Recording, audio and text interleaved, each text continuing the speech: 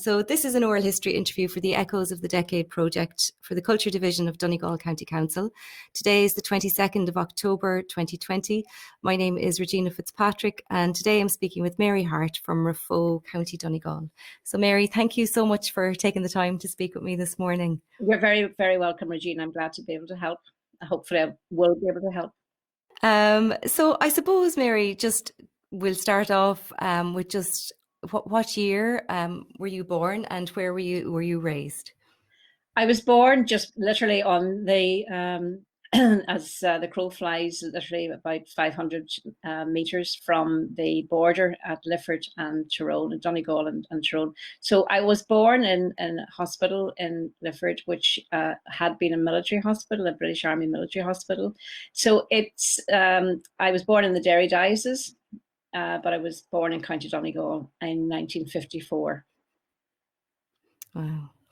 And so were the house you grew up in, was that Raphoe then? Was it in the town of Raphoe? Well, my mother came from Raphoe, which is a village about 7 miles from Lifford. But my father was from Lifford itself, but his family had purchased a large farm just outside Lifford. And that's where I was brought to. My mum and dad lived there in the first 3 years of their marriage. They didn't have a home, so that was their home, as most families, I imagine, did in those days. Unless you were very wealthy, you couldn't have just suddenly purchased a house because there was no such thing as mortgages. You had to get a bank loan and it had to be, excuse me, it had to be paid off pretty quickly. Which was, I think, when my father did eventually buy a house, he had a loan from the bank and had to be paid within a year. So I grew up on a farm. I was the first grandchild of both my mother's family and my father's family, so I was quite spoiled, as I'm told. And my grandfather, on my father's side, my grandfather, who was quite an important individual within the community, and sort of had great stature, and it was well known. So I was the apple of his eye. So the farm that they had was looking over the Lough Foyle, the River Foyle on the Donegal side. It was about a 200-acre farm, but it was primarily to rear cattle because my father's family, my grandfather and his father before him, family of Hartes, were among the first butchers in East Donegal. So that was in Lifford. They had a butcher shop. So they raised their own cattle. They slaughtered their own cattle, and then obviously they sold it then in the shops. Now, I actually do have this vague memory of being taken across the yard when they were slaughtering the cattle, and watching them cutting up the animals. I do remember that usually on a Thursday night they brought the cattle in from the fields, and the cattle would scream. Like, I can always remember the terrible howling noise. We weren't allowed out into the farmyard on that day, but we would look out the window, and they would have big ropes wrapped around the neck of the beast, and then they'd have to haul it into the shed, and then they used a gun to shoot them. So it was all, I suppose, in this day and age, probably not humane, but that's how it was done. They used a stun gun. That was what they used. So I grew up with all of that. I do remember going into the fields where the men would have been using the thrashing machine or cutting the corn, taking up big cartons of like ceramic jugs of tea, and big thick lumps of bread, because there was no sliced pan. It wasn't in fashion then. So it was just, you just cut down the loaves of bread, and I used to go with my granny up to the field. So I have a very happy memory of growing up in the early years on the farm. Now then, my grandfather died. Suddenly, he went to Dublin for an operation for bowel cancer and didn't. I think a clot. He died of a clot a few days later. But he was buried on my second birthday, which then also, I think, spirited me into being almost like a surrogate child. I was a distraction. So they paid all their attention, poured all their I suppose their emotions and their love and everything else in my direction. So in that regard, I think I suppose I was given a lot of opportunities that my other siblings didn't get, for that reason too. My father was young, in his 20s, late 20s, when my grandfather died. As I say, I was only 2. My father was married when he was 22, so my father had to be about 26, 27 whenever he had to take over the whole business of running the farm and also running the butchering business, which was quite a huge task for a young guy. And then I had a young brother then at that stage as well. So not long then, and when I was 3, we moved then to live in the village in Raphoe where I grew up. After that, my father purchased the house that I grew up in, and my mother still lives there. They lived there all their life, my mother and father, and reared 9 of us in that house in Raphoe. So that was a different upbringing. But my grandmother didn't sell the farm until 1967, so I was about 13 whenever they sold the farm. So I spent a lot of my time on that farm. So people used to laugh at me when I would talk about, that I could quite easily murder somebody because the sight of blood and the sight of actually butchering somebody up didn't faze me at all. So, it's quite, I mean, I do have vivid memories of that time in my young years, but it was a different that doesn't happen now anymore. But that was the type of farm that it was. It was a mixed farm, but primarily it was a farming cattle for the butchering business. My father continued. And he continued to butcher, yeah. Yes, my father. As I said, my mother was from Raphoe. She got married. 22 when she got married. I think she was a few months older, maybe 4 or 5 months older than my father. So they're both quite young.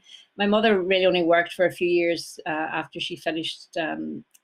She went to a vocational school and became a typist, so she worked in a bacon factory office. But my father continued working as a butcher, and the house that I grew up in, the reason he bought that property was to open a butcher business there. And in 1961, he was elected to the Dáil, and he then never worked ever in that house or in that particular shop as a butcher, because it was 3 weeks before it was due to open. He was elected to Dáil, and after that he didn't ever work again as a butcher. He would occasionally go in and slice up the meat for, show young people that he was bringing in what to do, but he really leased it out to his family, to his brother, younger brother, and various other people after that. So the butchering business, effectively, my father went into politics, so the butchering business went out of the family, out of my side of the family. Now the other cousins, did continue for a while, but it never happened after that. The Hartes as butchers disappeared.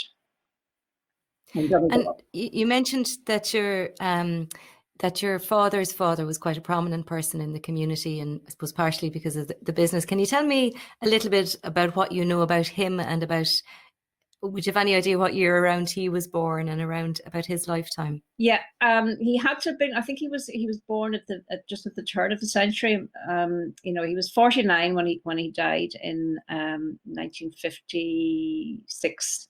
So he was born at the turn of the century. So he was born into a fairly prominent family in Lifford and Donegal. They had, the name Harte. We always assumed that it was an Irish name from MacArt, but I'm not so sure. My father was never really able to trace the family line, but they were quite, in those years, they were quite prominent in that they were, they had butchering businesses, but they also had a pub, a bar.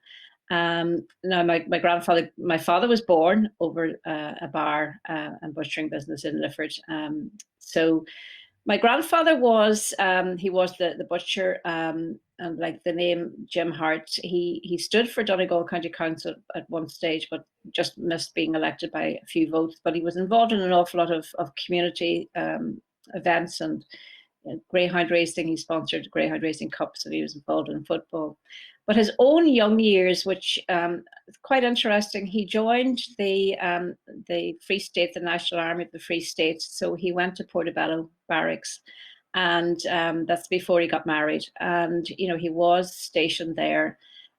I have to assume, given that he lived and grew up, even though it wasn't the border then, but he would have been quite to the forefront of, I imagine, as a young person, of the Civil War.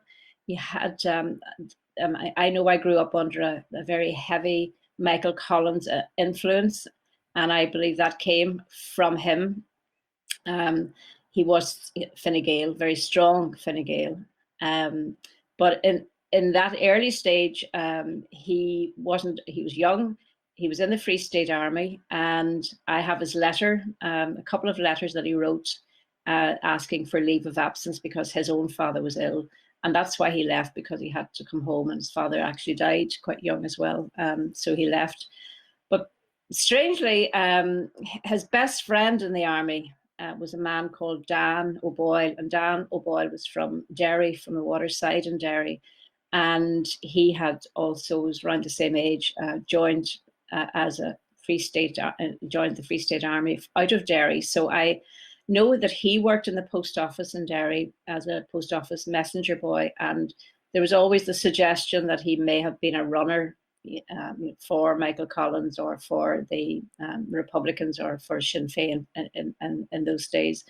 I'm just guessing that those people who signed up to be part of the army, of the new state, were very committed before they did that. My grandfather definitely wasn't joining because he didn't have any money and because he had to join an army. Nor was my uncle in Derry, as it turned out. I suppose I'm complicating the story, but my grandfather, Jim Harte, his very best friend was Dan O'Boyle.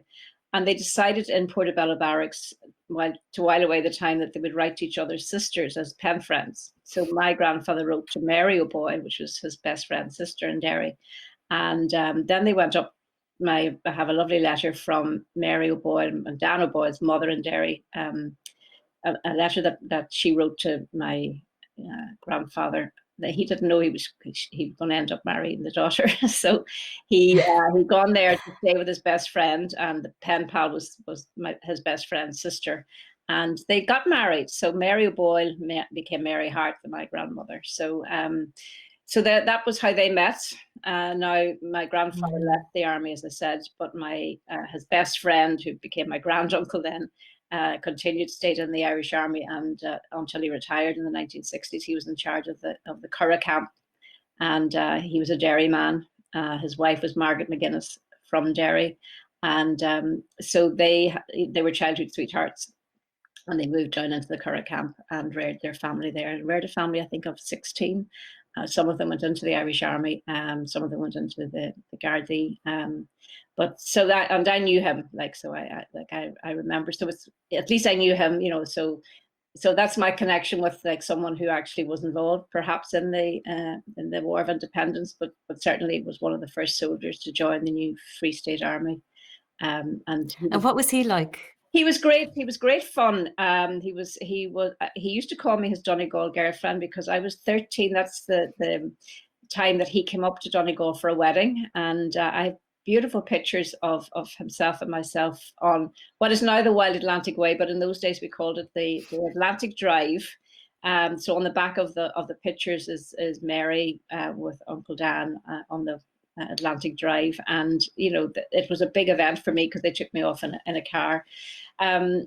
But I used to meet him then. When I went to university in Dublin, my father would sometimes bring me down to Carlow, where they lived, to meet him and my Aunt Margaret. And so I still stay in touch with that family. And one of them actually was up staying with me last year for a big family reunion of all that Derry connection of my family. We all met up in Derry. So that connection comes from an O'Doherty in the 1800s. So we had about 70 people turned up to that. So it was nice, and it was just very interesting, So and I was quite aware of the Irish Army. My Uncle Dan actually told me about when the Second World War that he had been in charge of all the soldiers who were the prisoners of war from Germany, who were captured, I suppose, along the border here.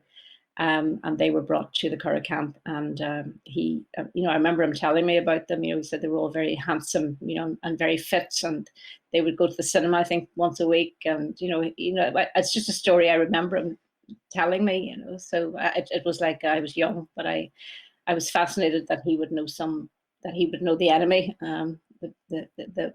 the soldiers of the Second World War. So that's 2 wars that I was connected with through him. And so your father's mother was a Derry woman. My father's mother was from the Waterside in Derry. Her family were, again, they were quite prominent in Derry. They were Catholics. This was unusual for Catholics to live in the Waterside of Derry, because Derry, there's an East Bank and a West Bank. So the Waterside is predominantly Protestant, and the sort of the West Bank of the Foyle is the city side and predominantly Catholic. But they lived in the Waterside. My great grandparents, Maggie O'Boyle and Paddy O'Boyle, they my great grandfather was a plumber and electrician, and he worked with London Dairy, as it was London Dairy Corporation. So his family, the O'Boyles, and then the other family were the O'Dohertys. They were plumbers, electricians, the one company, and they did all of that work. And then when the border was formed, I suppose, and the boundary the country was divided, and then there was a lot of animosity towards Catholics, especially in Derry. They lost all the contracts with the London Dairy Corporation because they were Catholic. I think that was primarily the reason. And so the family has owned, like, my all the children, like, including, as I said, one child, Uncle Dan, went to Dublin and went to the Curragh camp. The others drifted towards Dublin because, being Catholics in Derry, I'm assuming in those days it was hard to get work anyway. But once he lost the contracts, then they moved all together to Dublin. So my great grandparents, I knew my great grandmother, not my great grandfather, but I met I do actually remember her. She lived in Sutton. She went to Sutton to live with her son. So they got out of Derry in the 1920s.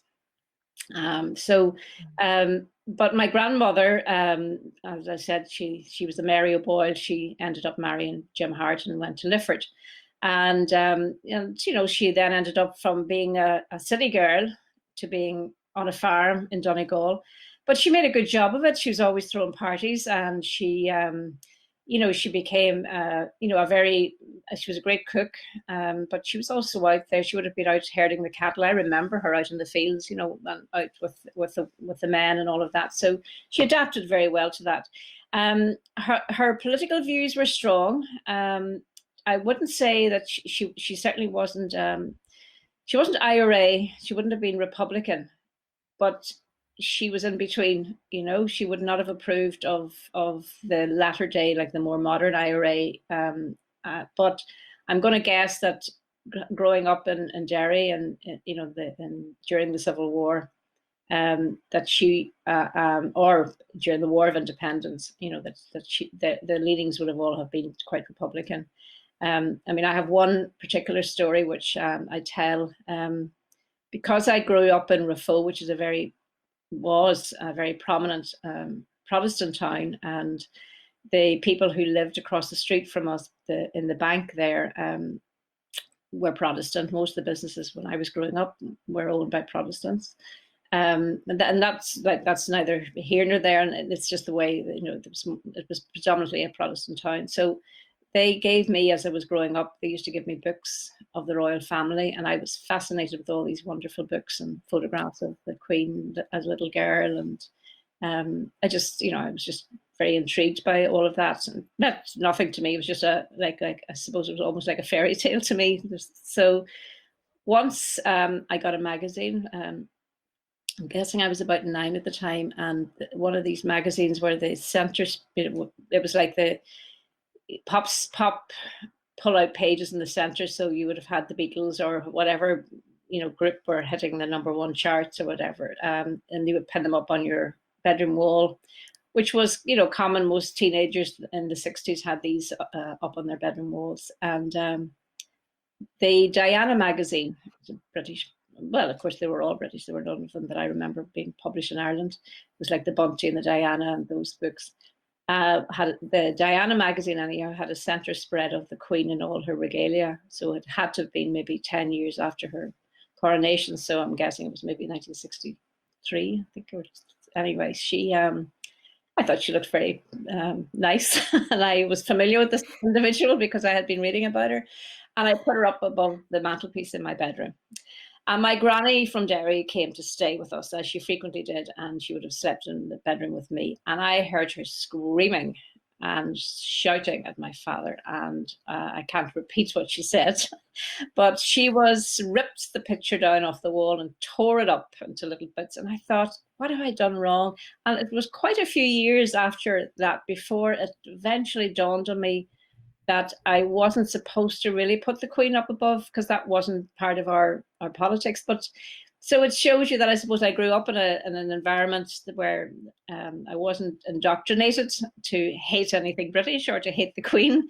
And it's strange then that, my father would eventually actually meet the Queen and take her hand and speak to her. So, but that's my grandmother. So therefore I can verify from that incident that she was Republican. She definitely was not to have the Queen of any British flag or anything to do with Britain anywhere near her. And I do know now that, I think my uncles, when they were young, had taken a Union Jack or Union flag off a post some night they were out at a party. This would have been sometime in the late 50s or early 60s, if not, well, the late 50s anyway. And they threw it over the bed of my auntie in the house, and she woke up in the morning with the British flag over it. I think the reaction by her was that she lifted it and put it into the fire that morning into the range. So this is these are the kind of things that went on along the border while they weren't Republican, and they weren't, there was to be nothing British or nothing associated with the Queen or the British flag anywhere near that side of my family anyway. Yeah.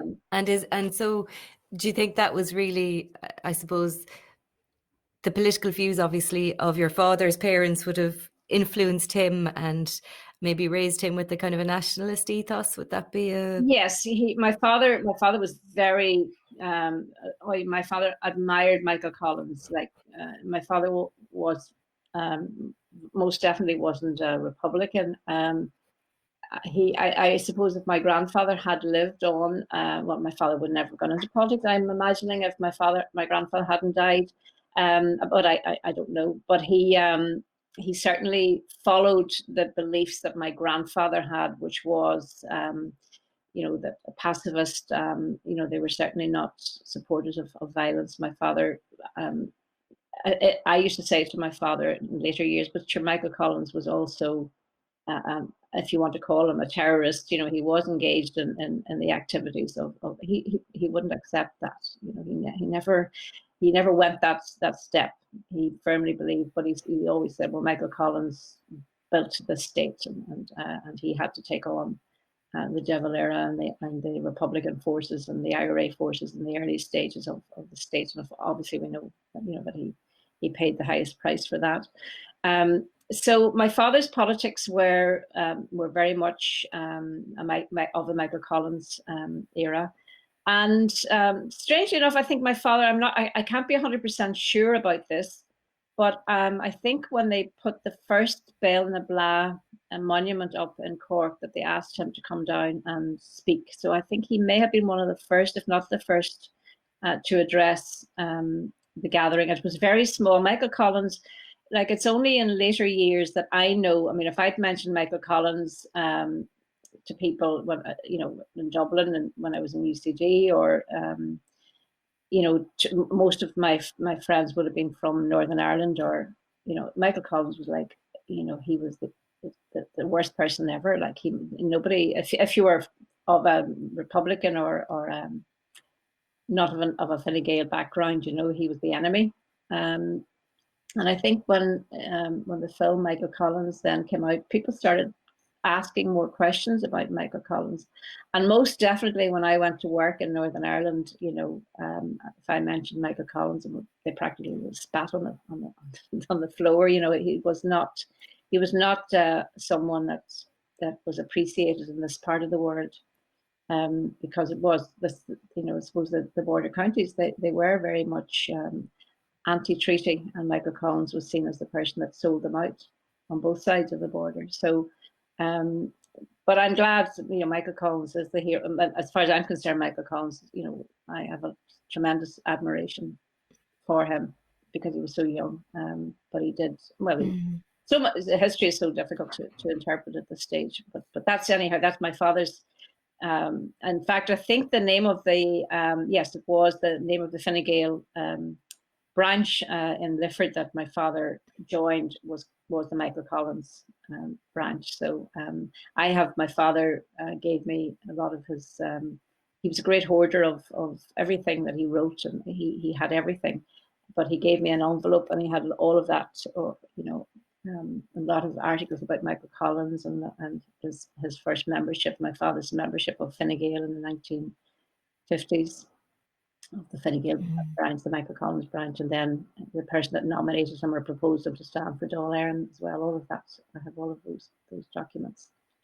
And would there have been any? Sorry, I know I was just going to ask what would what would relationships have been like with anti-treaty neighbours or people around? Was it in, I suppose, in your father's childhood years maybe and growing up into politics, would there have been, I suppose, what was that resonance of bitterness still there, do you think? Very much. Or do you get that sense? Yeah, very, very much so. I grew up believing that there was Fianna Fáil people were bad people. That was as a young child. So they were the enemy. There was just, even on my mother's side of the family, my grandparents on that side of the family were very pro-treaty as well. But they, for me, the pro-treaty and anti-treaty, the Civil War percolated to my generation in the 50s and early 60s when I, just to sort of develop my own political views. If your family were Fine Gael, then you were Fine Gael. It just never happened that you would have gone from, even if you were to have as I did, an education, I could never see myself switching politics. Now, why is that? It's because I was born into a Fine Gael family and I continued to be Fine Gael. It had nothing to do with their political view, their economic portfolio or manifestos or anything like that. It was very definitely there was it was the enemy. You just never crossed over. So certainly my father being Fine Gael, and what I learned, like it was almost you categorize people by their politics and not by their religion. Or they were Fine Gael or they were Fianna Fáil. So by saying, oh, they were Fianna Fáil, it's almost like, well, they weren't friends and could never be friends of ours because they're Fianna Fáil. And certainly the election campaigns that I remember my father, during the 60s, he was elected in 1961. And, he was in quite a Republican county, even though it wasn't overtly Republican, but it was very definitely a very Fianna Fáil. We had Neil Blaney, and whose father was in the IRA. So, we had Neil Blaney was my father's opposite. So my father Seaton was my father was the Fine Gael representative, and Neil Blaney was the Fianna Fáil representative. That was it. So we. We would have gone out canvassing for my father around the doors, as young kids. And, you would have had the door slammed in your face. You got used to that. And sometimes we were told, well, don't go to those houses because they're Fianna Fáil and, you're wasting your time. They're never going to change. And I think really canvassing in those days, you were really reinforcing people's views. You were never you were never trying to get people to vote for you. I don't think. I think they basically, people just voted always if you're Fine Gael, you vote Fine Gael.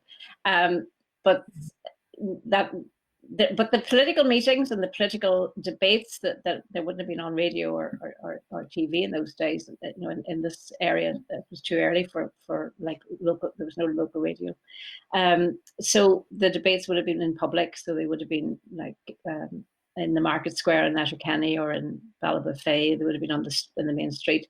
So those were like a Fianna Fáil rally, as they call them, or a Fine Gael rally. So the candidates would have spoken in public on the back of a van or a truck, and that's how the campaigning was done. It wasn't as fancy as the American. At that time, America was that era of the Kennedy type electioneering hadn't hit us at that stage, so it was quite basic.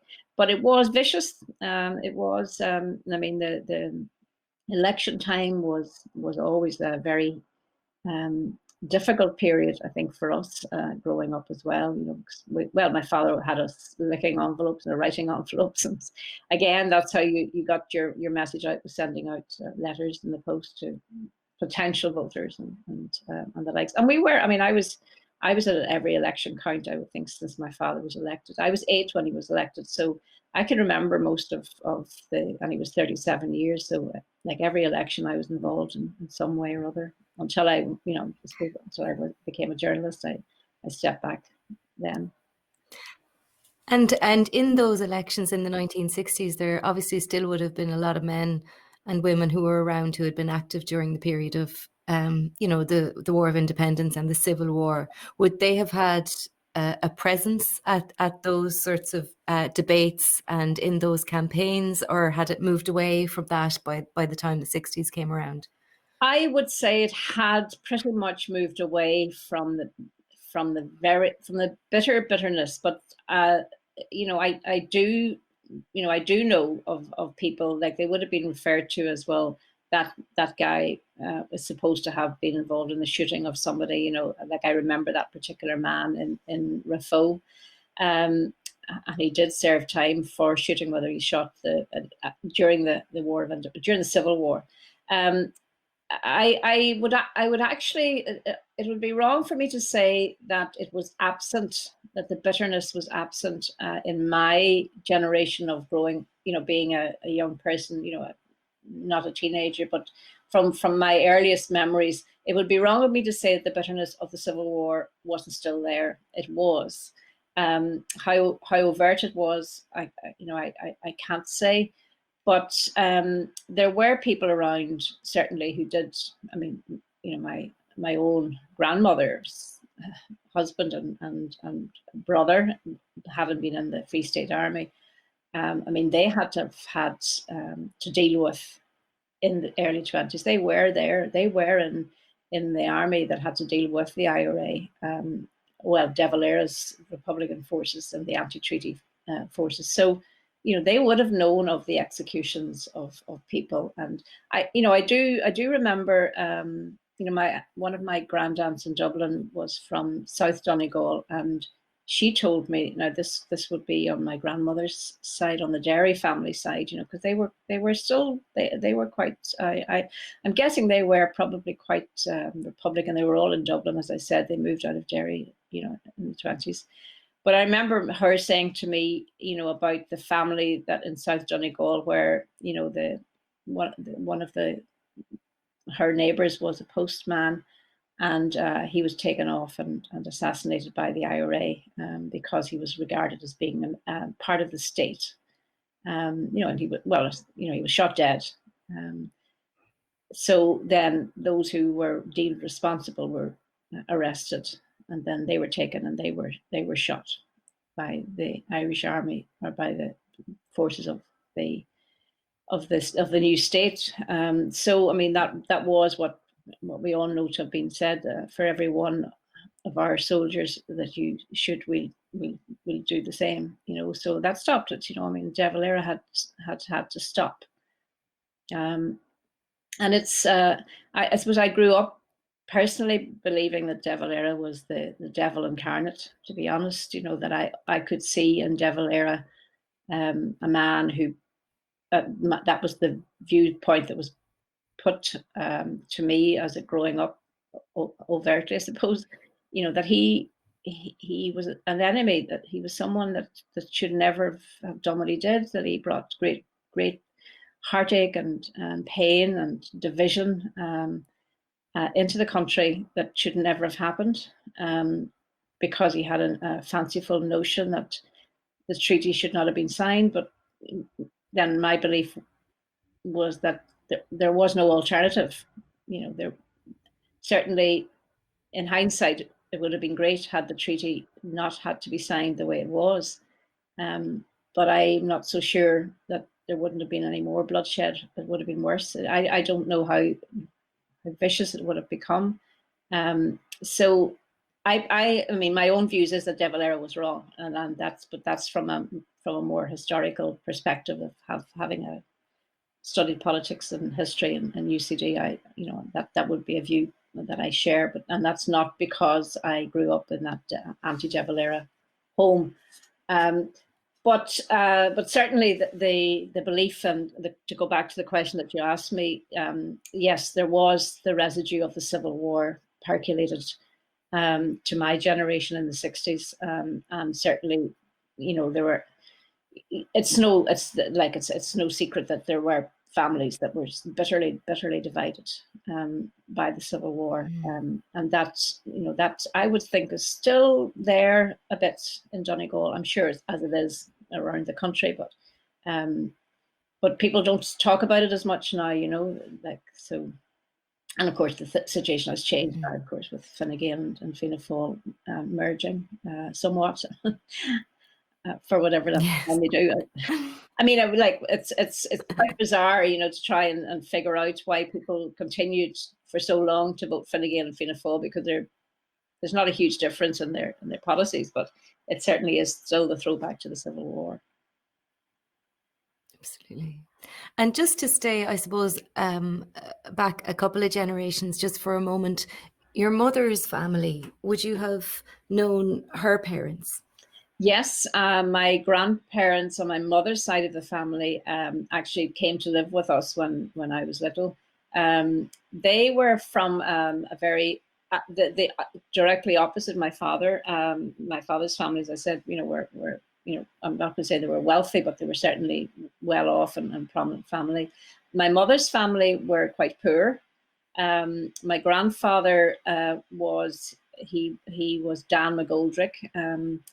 And he and his sister were, and I have to say that I don't know really the background to this, but both of them were with the parish priest. They were sort of like, they went away with the parish priest and lived with the parish priest. She was the cook and he was the sacristan in another town in Donegal. So then he learned he drove the pony and trap, and then he obviously then learned to drive a motor car. And I'm told by my mother that the first Model T car that came into Donegal was registered in Donegal, was owned by a local doctor, and my grandfather was his driver. And they lived in, my mother grew up in a very modest little cottage in Rafo in the street called Irish Row, which was where the Catholic families generally lived in the town. She had a, she was a late baby, so her brother and sister, in a tradition of this part of Ireland and East Donegal, people just emigrated to Scotland. So her brother and sister, my mother's brother and sister, my aunt and uncle went, as young people, young married couples, they went to live in the Gorbals in Glasgow, and that's where they stayed. They only came home in the summers. But my mother, my grandparents' house was, strangely enough, and totally unrelated to my father, was called the Dáil, because during the Civil War and I suppose the War of Independence, being Catholic and in this little kind of enclave of a place called Irish Row in a very Protestant town, it was where people went to discuss politics.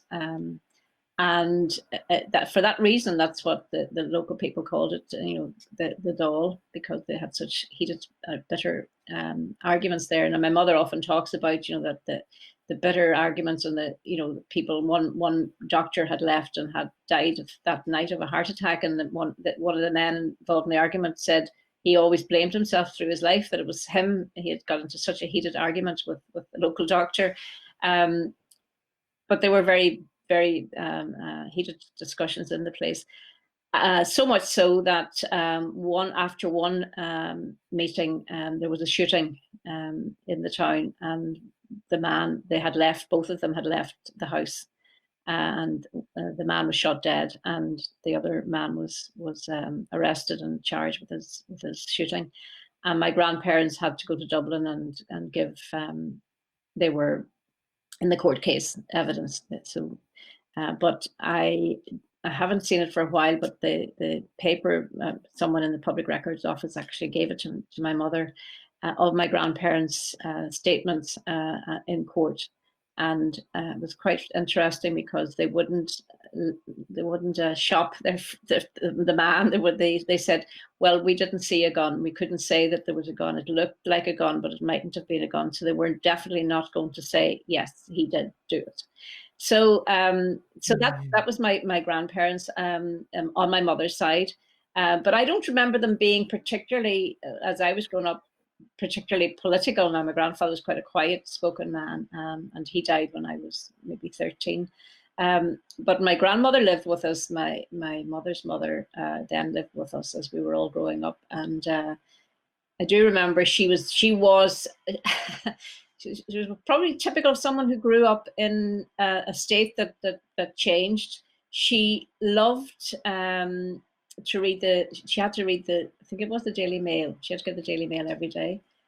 At Christmas, she had to see the Queen speech. I mean, we had to allow her. She had to see the Queen, and she had to listen to what the Queen had to say.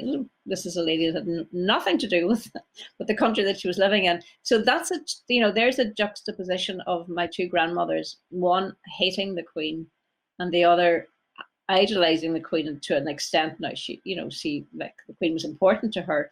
So and yet both of them would have been pro-treaty. So I mean, that's neither of them would have been as in the true kind of sense of Republican. Well, I shouldn't say true sense of Republican, but in the Republicans that we know of today.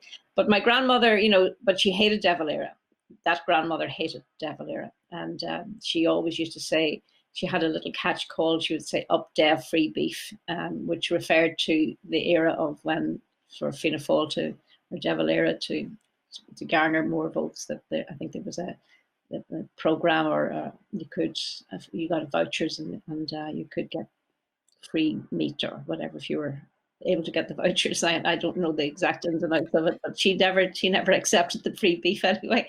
But she definitely did not have no time for it. She was very bitter. She was very bitter against De Valera. So, I suppose at least I could see in her. Now my Derry grandmother, I knew that she was Derry and she was Republican, and she was, she would have killed my father if she'd heard him say at any point in his later life in politics, if he used the word Londonderry, like she would get very angry about that, So, but in those days it wasn't that much of a use of the word Londonderry. But my Donegal grandmother had that duplicity that I suppose, strangely enough, the people living in a country that one was ruled by the Queen and ruled by Britain, and then suddenly it was no longer ruled by Britain. So she had the residue of that, and she did like to see the Queen at Christmas, the Queen's speech, the Queen's Christmas speech. And around what year was she born? Was she around the turn of the century as well? She would have been, yeah. She died. She died in the 1980s. Sorry, 1970s. So she was 80 when she died. So she was born in 1890 or thereabouts. And so she would have born and grew up in the. She was married like when she was 18, I think. So she was married sometime in the 1920, I think. She got married. Wow. And would anybody on your mother's parents' side have been, to your knowledge, involved in any of the activities around the War of Independence or the Civil War? Or no, I'm not aware of anybody being actively involved at all on that side. But I don't know. I mean, I do know that my grandfather, my maternal father, Dan McGoldrick. The McGoldricks did go to war. They served, two of them, in the First World War. They didn't lose their lives, but one of them emigrated to Scotland, and the other was shell shocked. I mean, from what I know, my mother said he never came out of the house after he came back from war. So that it could have been that a lot of those people during the Civil War or during the war, they were away fighting in the First World War, and they weren't at home because they would have been from a poor family, and I suppose any opportunity to be able to make money, they signed up and went away to war.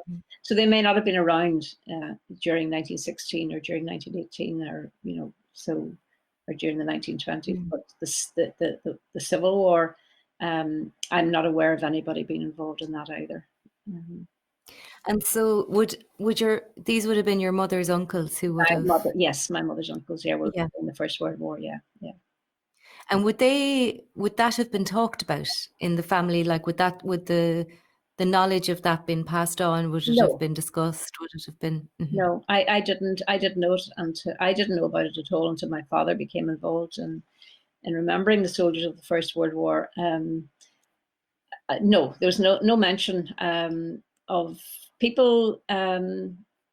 They certainly, and especially, strangely enough, in the town that I grew up in Raphoe, there were 42 men who lost their lives in the First World War from the village. But I was completely unaware that any of them were Catholic. I always assumed that they were from the Protestant faith because the church always had a Remembrance Sunday at the Church of Ireland in Raphoe, and they had memorials on the church walls, but there were none in the Catholic churches. So therefore, you assumed that, well, there mustn't have been any Catholics because there's no memorials up anywhere to them. But it was much later when I realized actually these people were written out of history, or they just were ignored or airbrushed up from our history books. And I mean, and that's something then that I learned myself. I couldn't understand myself, having studied history in UCD, why I didn't know that either. It's just something that went over the top of my head. And it's only recently that I did begin to think, in fact, on my trips over a lot because of my father's involvement in the remembering the First World War, I looked at the graves of one particular large graveyard or cemetery beside where the Peace Park is, that in Flanders, and it was like March, April, May. There was a vicious war in that area, and they were nearly all Irish regiments, and they were all kind of Dublin or they were like Fitzgerald and O'Brien and Fitzpatrick